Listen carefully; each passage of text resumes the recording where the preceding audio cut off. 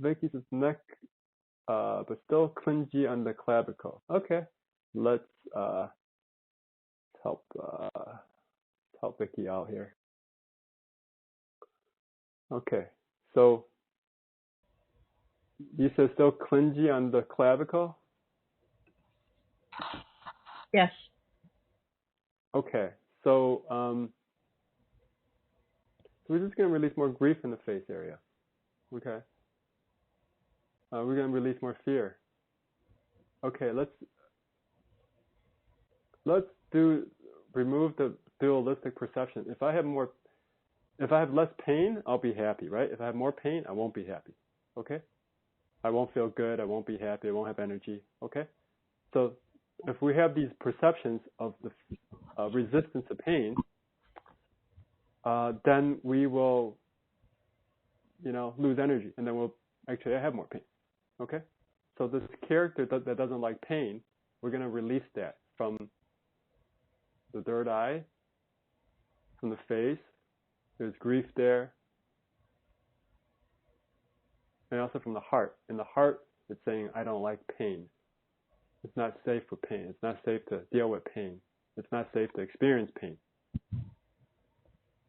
And then it's grief being released. How's your clavicle area? Can you hear me? Yeah, I can hear you. Okay, good. How's it now? It's better. It keeps getting better and better. It started at the point where I'm moving to get up. It's pain just to move to get up from laying down. So it was pretty aggressive earlier, but it's getting better. And every time you talk about removing some type of emotion, it gets clearer each time you do that. So. Yeah, and you just talk about aggressive, okay? So one of the techniques that I talk about in my new book that I just came out with, it's actually a training manual, is about listening to people's words, okay? Listening to the energy of people's words and how their words affect the person. So when I listen to the word that you just mentioned, aggressive, okay? So this character is experiencing some aggressiveness, excuse me, and like let's say the dualistic perception is that if something is aggressive to me, I'm not safe, I'm not happy, and so on. If people are less aggressive, more peaceful, or whatever, I'll be happy. Okay, so let's release this dualistic perception related to aggressiveness. Okay. So we release it from the face. There's grief and sadness there. And there's also fear held in the heart. We're going to release that. And more grief there in the heart. Now check again. How does that feel? It's gone down again. It's gone down more. Okay, let's look at your pain. Again, this is a very good teaching point for everybody else. How at peace are you with life if your pain doesn't always go away? Okay? If it doesn't. Right. I'm not at peace if I have any type of pain because I'm sensitive. Okay. So the perception is if my pain doesn't all go away, I won't be totally happy. Right. Okay. If I have no pain, I might be completely happy. If it doesn't go all the way away, I'm not going to be completely happy. Okay. So that's the truth there. So we're going to release this dualistic perception. This is in the face. There's grief there, fear there, not safe. Still, heart has the response to pain. There's fear in the heart, and then grief there.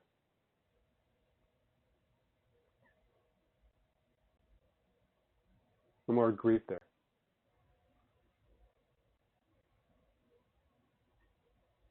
And more fear there. Okay, now check again. How's that feel? It's different. Yeah. It's less. I test it by moving my chin up and down and my face right and left, moving my head. Yeah. How at peace are you okay now? I'm better at peace. Yes, I'm, and like the gal said, I'm sleepy. Yes, yes. So follow the breath to address the sleepiness, okay? Uh, sleepiness in the face area too, and grief there. No energy, okay?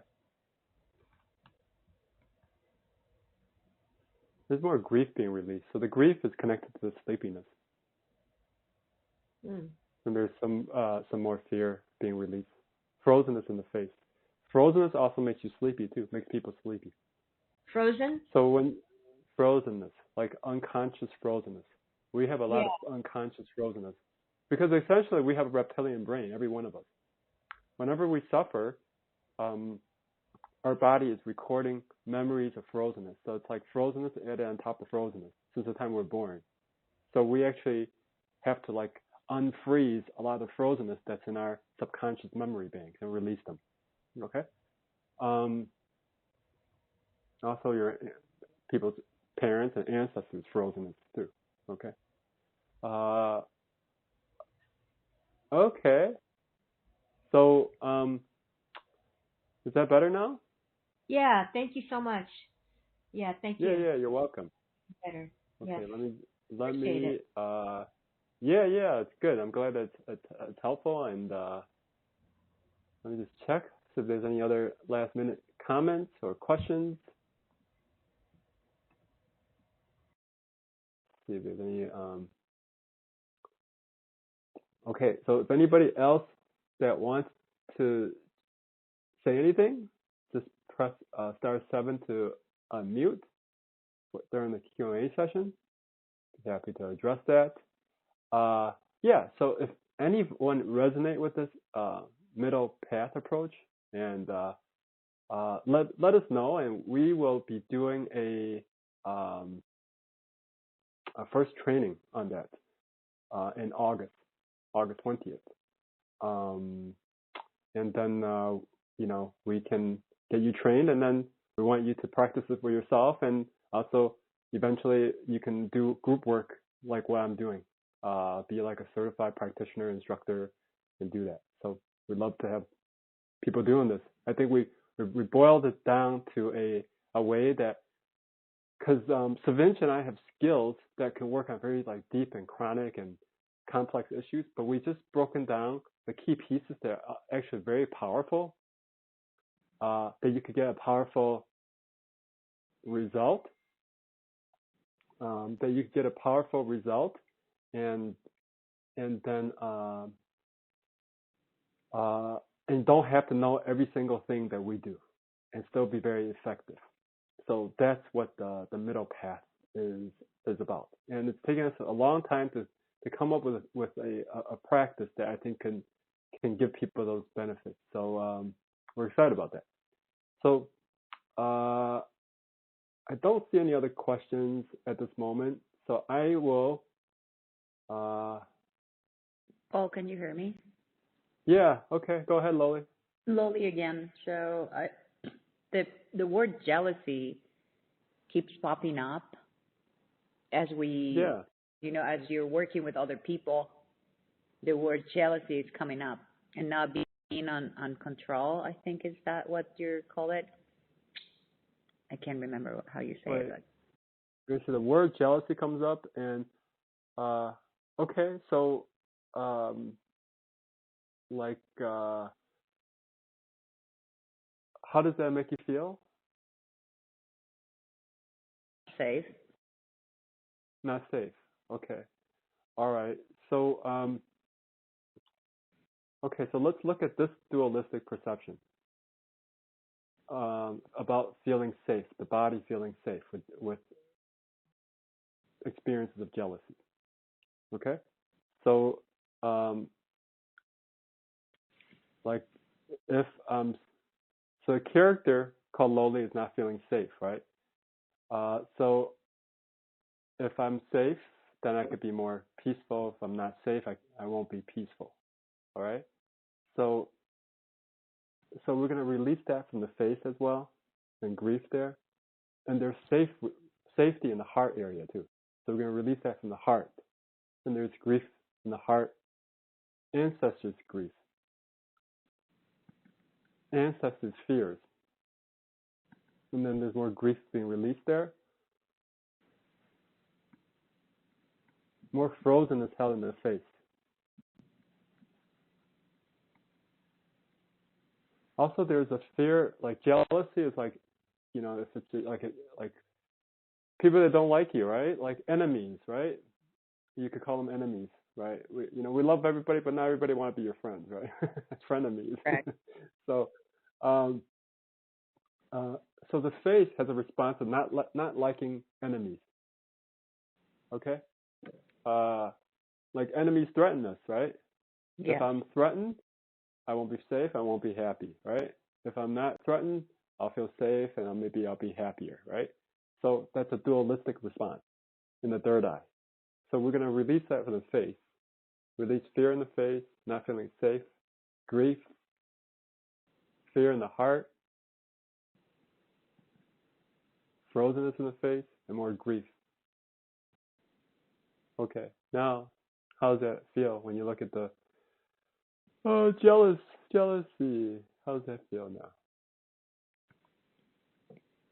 Kind of like more spacious, less restricted. Good. So when we do this work, we actually will be have more and more space.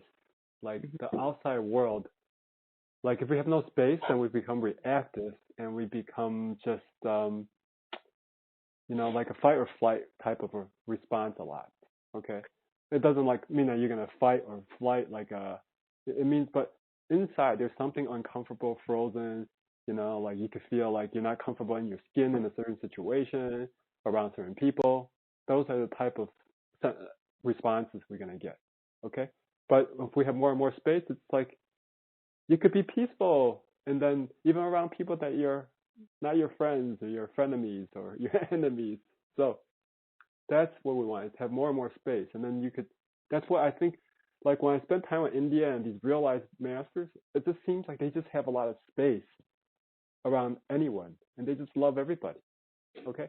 So that's why we have this program and learning from the travels, and I'm sharing a bit of what my journey is. I hope this is benefits everybody. So I think that's good, Loli. So Loli and I are going to the HypnoDocs conference this weekend, and then I think some of the Katie. I know Katie is a hypnotherapist. I don't know if Katie's going to be there. But some people are holistic practitioners. So if some of you are going there, maybe I'll see you there. Yes, that new manual that I was talking about the techniques, it's going to be online soon. So if you're not going to go, it's still going to be available. You can get the download of the techniques, and then we will also launch introduce the program, the middle path, to everybody there. If anybody has any further questions, contact us, or sevinc will have another call this Saturday. We're doing a bonus call